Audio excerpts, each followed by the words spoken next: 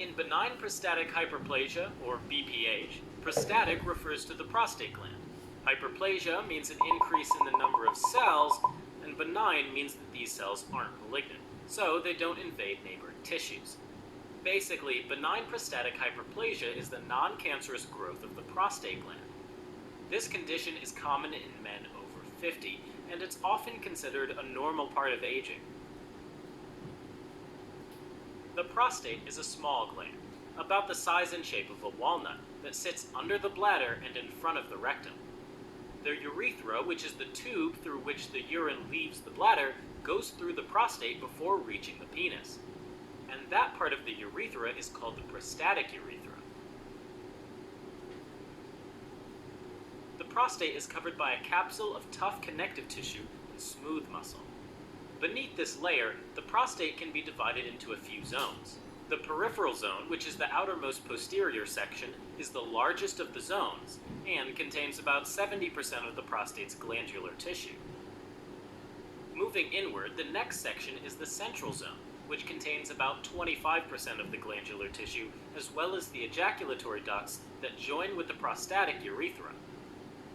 Last is the transitional zone, which contains around 5% of the glandular tissue, as well as a portion of the prostatic urethra. The transitional zone gets its name because it contains transitional cells, which are also found in the bladder.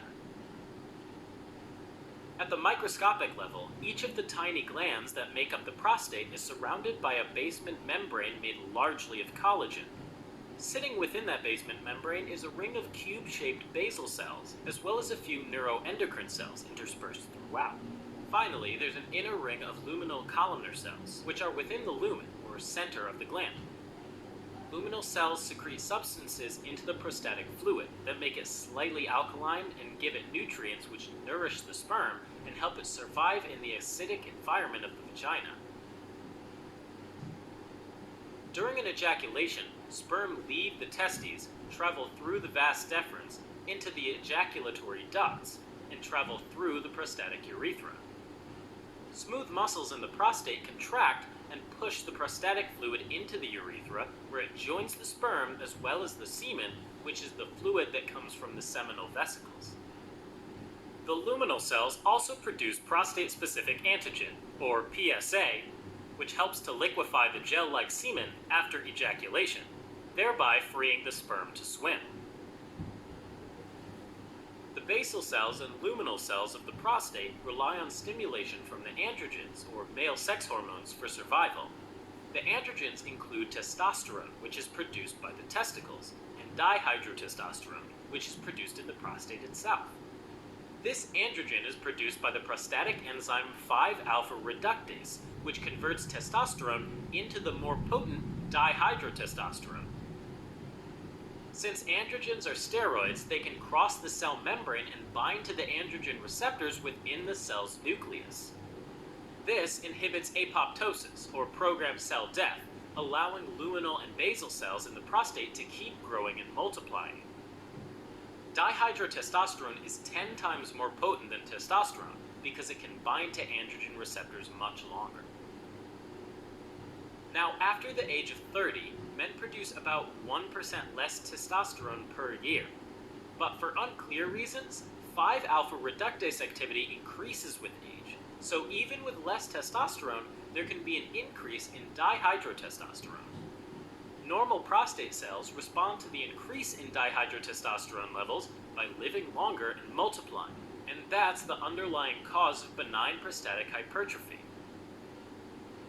This is a normal process of aging, and around 50% of men develop BPH by the age of 60, and over 90% have it by the age of 85.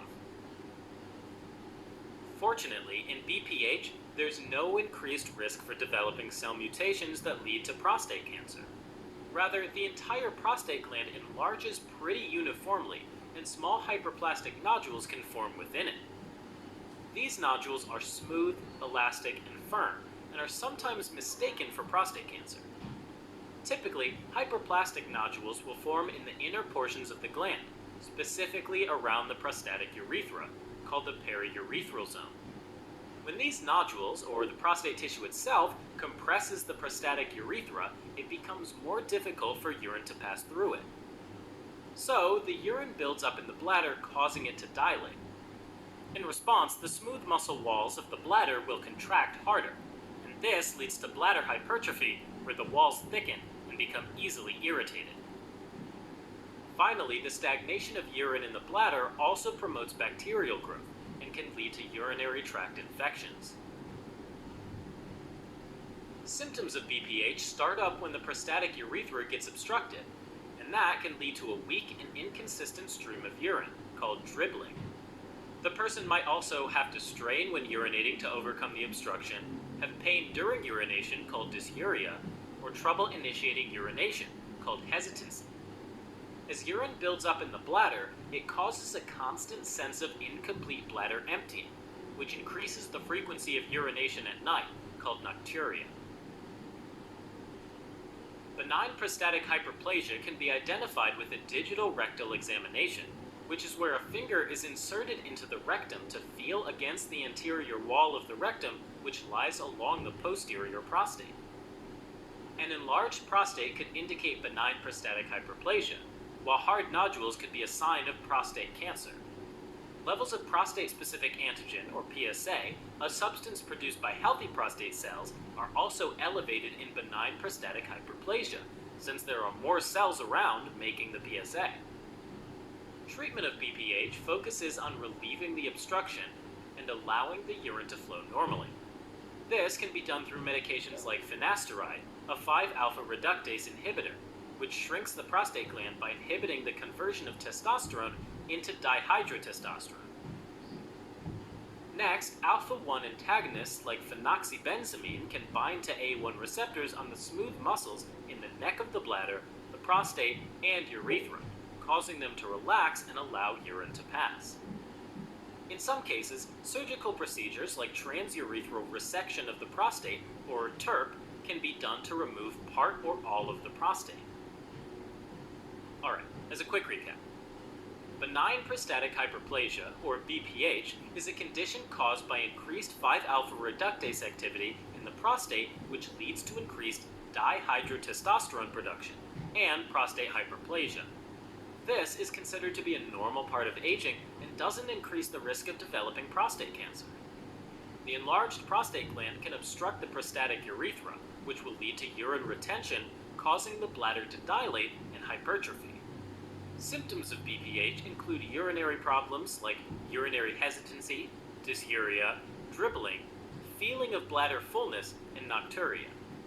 BPH treatments include medications like 5-alpha reductase inhibitors, alpha-1 antagonists, or a TURP procedure.